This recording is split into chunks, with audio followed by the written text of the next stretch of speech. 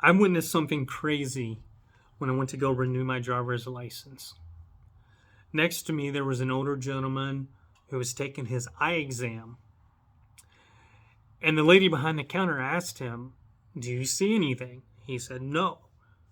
She said, "How about now?" He said, "No." She asked, "How about now?" He said, "No."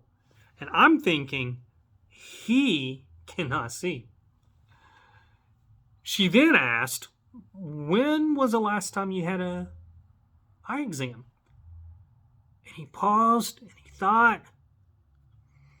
He said, "Probably about 20 years ago." The look on her face, it was so funny. I almost laughed.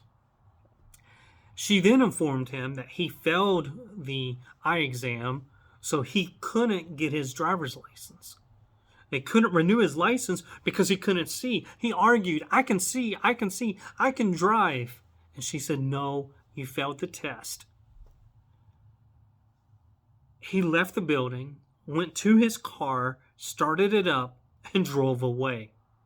I'm thinking, bad vision, bad license. I need to wait. So I waited 5 minutes before I left. I want to tell you about someone else who had bad vision. He's in the Bible. We don't know what his name is because he's simply identified as Elisha's servant. The backstory to this was that the Syrian king wanted to attack the people of Israel. So he designed plans of attack. But every time that he attacked, the people of Israel were ready for him. So the Syrian king thought that there was a traitor in his army telling the Israelites what their plans were. Well, one day, one of the soldiers came to the Syrian king and said, "There isn't a traitor, but a man, a prophet named Elisha, was telling the people of Israel what their plans were." God was revealing to Elisha what the plans were, and he was letting the people know. The Syrian king found out where Elisha was staying, so he sent an army at nighttime, and they surrounded the city to capture Elisha. The next morning, Elisha's servant got up, went outside, and when he looked, he saw the army. He saw the chariots. He saw the horses. He became alarmed. He became overwhelmed. He became surprised. And he ran into Elisha's room. And I get this mental picture of a kid trying to get his parents' attention. "Mom, mom, mom, mom, mom. Dad, dad, dad, dad, dad." He runs into the room. "Elisha, Elisha, Elisha. We're surrounded. What are we going to do? What are we going to do?" Elisha gets up. He walks outside and he looks. He sees the same army, the same horses, the same chariots that his servant does. But he realized that his servant had bad vision. So he does something. He prays. And that's where we're going to pick it up. 2 Kings chapter 6 and verse 17. We see his prayer.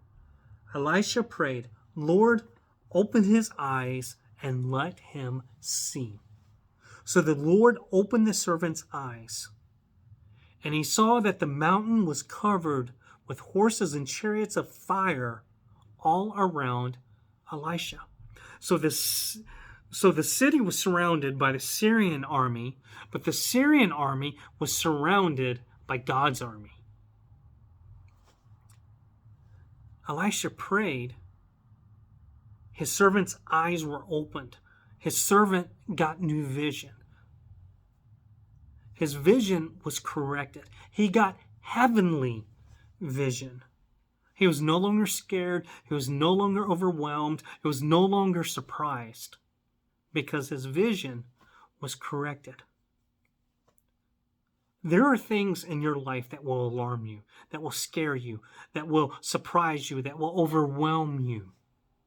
In those moments, if you pray, God can correct your vision. God can give you heavenly vision. You can see things the way that He sees them.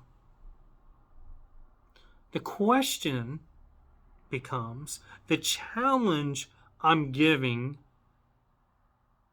is this. In those difficult moments, what vision do you have?